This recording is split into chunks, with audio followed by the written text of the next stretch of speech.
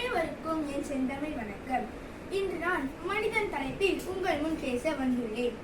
மனிதனை பற்றி ஆழமான தகவல்கள் மற்றும் விஷயங்கள் அனைத்தும் தெரிந்து கொள்ளலாம். வாருங்கள் இக்காணொலியை கண்டுகளிக்கலாம். எலும்புக்கூடு உடலுக்கு வடிவம் தருகிறது. இதன் மூலம் உடலில் உள்ள உறுப்புகள் யாவும் அவற்றின் இடத்தில் நிற்க உதவுகிறது. இருதயம், நுரையீரல் போன்ற மிருதுவான உள்ளுறுப்புகளை பாதுகாத்திட எலும்புக்கூடு உதவுகிறது. எலும்புக்கூடு தசைகளால் அசைக்கப்பட்டு உடலை அசைய செய்கிறது. முதலாவது, மண்டையோடு மூளைக்கு பாதுகாப்பு அளிக்கின்றது. இரண்டாவது, கை கால் எலும்புகள் உடல் அசைவிற்கும் இருதயத்திற்கும் உதவுகின்றது. மூன்றாவது, விலா எலும்பு இருதயம், நுரையீரல் போன்ற உள்ளுறுப்புகளுக்கு பாதுகாப்பு அளிக்கின்றது. நான்காவது, முதுகெலும்பு உடல் முறையாக செயல்பட உதவுகிறது. முதுகெலும்பில் 33 எலும்புகள் ஒன்றன் மீது ஒன்றாக மேல் வரிசையில் அடுக்கப்பட்டுள்ளன. உடலுக்கு உறுதுணையாக அமைகிறது. நம்மிற்கு குனிவதற்கும் உதவுகிறது. அறிந்து கொள்க, எலும்பானது 50 விழுக்காடு தண்ணீரும் 25 விழுக்காடு கல்சியம் சுண்ணாம்பு சத்தாலும் 25 விழுக்காடு செல்களாலும் ஆனது. நான் எலும்புகளை பற்றி பேச போகிறேன். எலும்புகளால் தான் நம் நேராக நிற்கவும், உருவத்தை பெறவும், வலிமையை பெறவும், இயக்கம் பெறவும் முடிகிறது.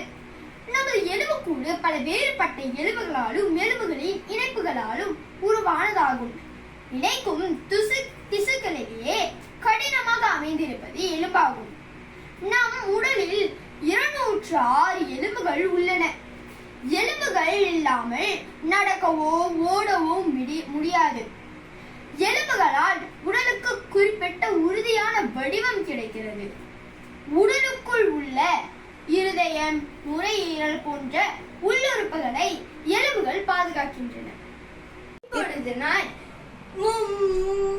மூட்டுகள் பற்றி உங்களிடம் பேச வந்துள்ளேன். மூட்டு என்பது 2 எலும்புகளின் இணைப்பு ஆகும். முதலாவது அசையா மூட்டுகள். இவ்வகை மூட்டுகள் அசைவுகளை அனுமதிப்பதில்லை. நமது மண்டையோடு 8 தட்டையான எலும்புகளால் ஆனது. மண்டை ஓட்டில் உள்ள மூட்டுகள் அசைவதில்லை. இரண்டாவது, அசையும் மூட்டுகள். பெரும்பாலும் இவ்வகை மூட்டுகள் தாராளமாக அசைக்கக்கூடியவை. அசைவின் அடிப்படையில் அவை 6ஆக வகைப்படுத்தப்பட்டுள்ளன. இறுதியாக இயங்கல் குறை மூட்டு. இவ்வகை மூட்டுகள் பொதுவாக சிறிதளவு அசைவுகளை மட்டுமே அனுமதிக்கும். உதாரணத்திற்கு தட்டுவான எலும்பு தட்டுகள். நன்றி. மூட்டுகளின் வகைகள் 6 வகையாகும்.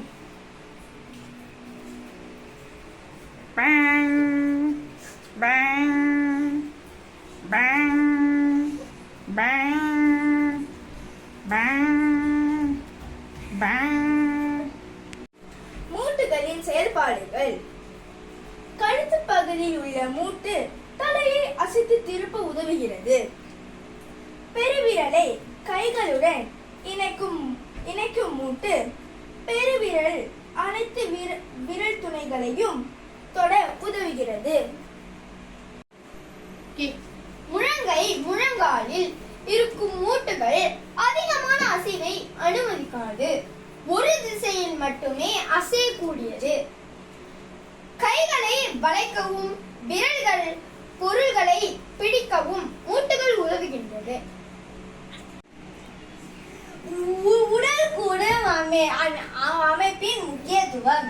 சாலையில் பயணிக்கும் இரு சக்கர வாகன ஓட்டிகள் அணியும் தாலை கவசம் மண்டையோட்டை பாதுகாப்பது போல் மண்டையோடு மூளைக்கு பாதுகாப்பை அளிக்கிறது. இரண்டாவது, குளிர்காலத்தில் குளிரான நம்ம பாதுகாப்பது போல் எலும்புகள் உள்ளுறுப்புகளுக்கு பாதுகாப்பு அளிக்கிறது. மூன்றாவது, கை கால் எலும்புகள் உடல் உறுதுணைக்கோ அசைவிற்கோ துணைப்பு புரிகின்றன.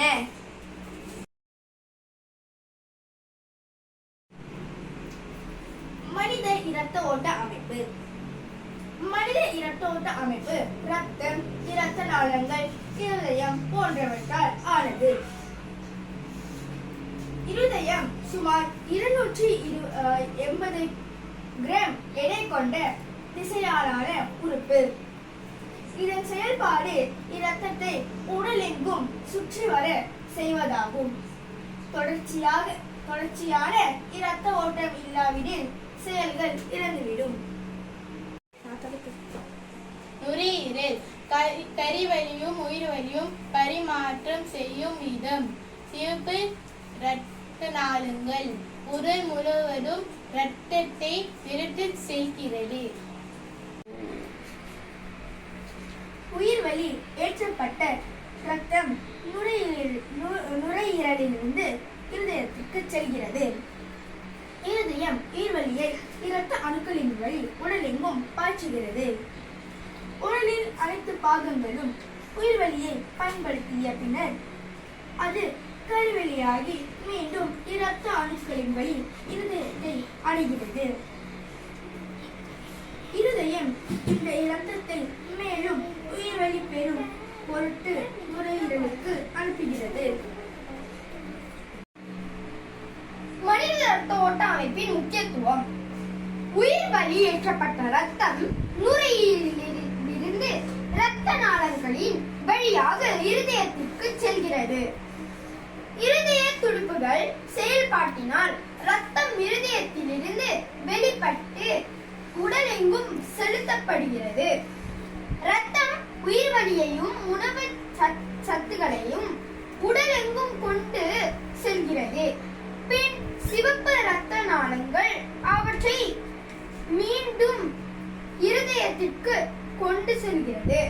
அறிந்து கொள்க, இரத்தத்தின் வகைகள் 4. அவை A, B, AB, O ஆகும். நன்றி.